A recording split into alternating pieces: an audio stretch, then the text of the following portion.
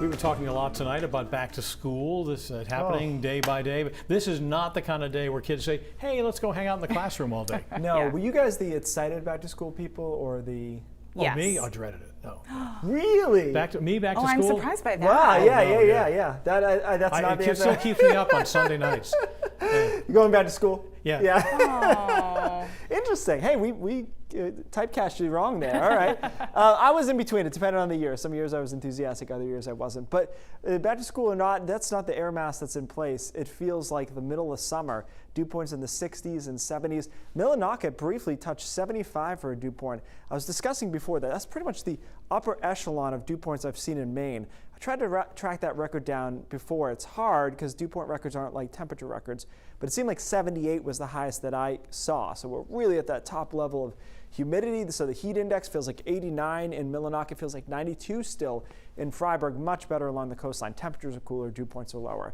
And we had a hard time producing any showers and storms through the first couple of hours this afternoon. Then we were able to break the cap, is what we call it, and start popping a couple of the storms out there. Nothing crazy. We had 2 severe thunderstorm warnings. This used to be a warned storm. Still pretty meaty as it goes into Caribou and to Presque Isle, but it's going to be a lot of lightning and some downpours, a little bit of wind, but doesn't look like it's severe anymore. Most of us will wait for this main area of precipitation to come through tonight and into tomorrow morning, and that'll give us some downpours as it comes through. Now, this model is not initializing, as we call it, very well, meaning it's not showing the current reality very well. So I think there'll be more rain here 10, 11 o'clock into western Maine than this is depicting. But I think the timing is about right, where the front itself starts to come through in the early morning hours tomorrow. Comes through during the morning commute over southern Maine.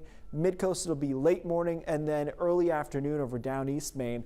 But by about noon or 1, most of us are cleared out, and we actually have a nice afternoon. Temperatures in the 80s, a little bit breezy, but the wind is the shifting, allowing for the lower dew points to come in. So it's a good trade. It'll be a lot more comfortable on Thursday, almost crisp, actually, on Thursday afternoon into Thursday night, with temperatures into the 70s there. So your chances of rain tomorrow are all front end loaded, meaning in the morning, and then we have a much lower chance, almost no chance, of a shower or storm when we get into the late afternoon. So it will be a nicer day there. Humidity whisked out, more refreshing Thursday. Friday looks gorgeous. Saturday looks really nice as well. And then just a chance for a shower on Sunday afternoon. But I think most of the weekend looks good.